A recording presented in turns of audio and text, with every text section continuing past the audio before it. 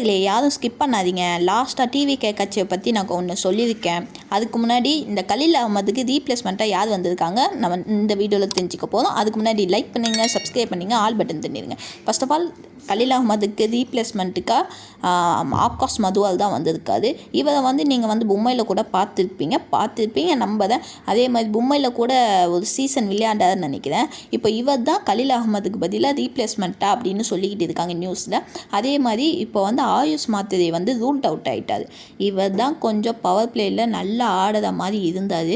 இப்போ இவருக்கும் ruled out கொடுக்கல. இவருக்கு இன்ஜுரி ஆகிடுச்சு, அதனால் ரூல்ட் அவுட்டு. நீங்கள் பார்த்துருப்பீங்க ஹைதராபாத்து கூட மேட்ச்சில் நீங்கள் பார்த்துருப்பீங்க இவருக்கு இன்ஜுரி ஆகிடுச்சின்னு. எல்லாருமே இப்போ இவருக்கும் ரூல்ட் அவுட்னா இப்போ நம்ம டீமில் யார் தான் எடுத்து பேட்டிங் ஆட போகிறா தெரில. அதுக்கப்புறம் என்னது, கலீல் அகமதுக்கு ரீப்ளேஸ்மெண்ட்டாக இவர் தான் வந்திருக்காரு. இவர் நல்ல விஷயமா இல்லை கெட்ட விஷயமா கமெண்ட்டில் சொல்லிவிடுங்க. அதே மாதிரி சென்னை சூப்பர் கிங்ஸு இது கம்பேக் கொடுக்குமா கொடுக்காதவும் கமெண்ட்டில் சொல்லிவிடுங்க. அதே மாதிரி தோனி எப்போ வருவார், இதுக்கு நான் தனியாக ஒரு அஃபிஷியலாக ஒரு வீடியோ போடுறேன். அதுக்கு நியூஸ் வந்துடுச்சு, தோனி கப்பு வாங்கி கொடுப்பாரு எனக்கு ஒரு நம்பிக்கை.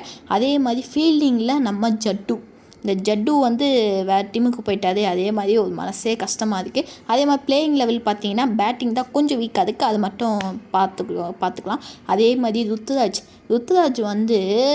எப்போது கம்பேக் கொடுக்க போகிறதா தெரில, எப்போ ஃபார்முக்குள்ளே வர போகிறதா தெரில. கூடி சீக்கிரத்துலேயே சொல்கிறேன், கண்டிப்பாக ஃபார்முக்குள்ளே வருவார். அதே மாதிரி லாஸ்ட்டு டிவிக்கோட அறிக்கை நான் சொல்லியிருந்தேன்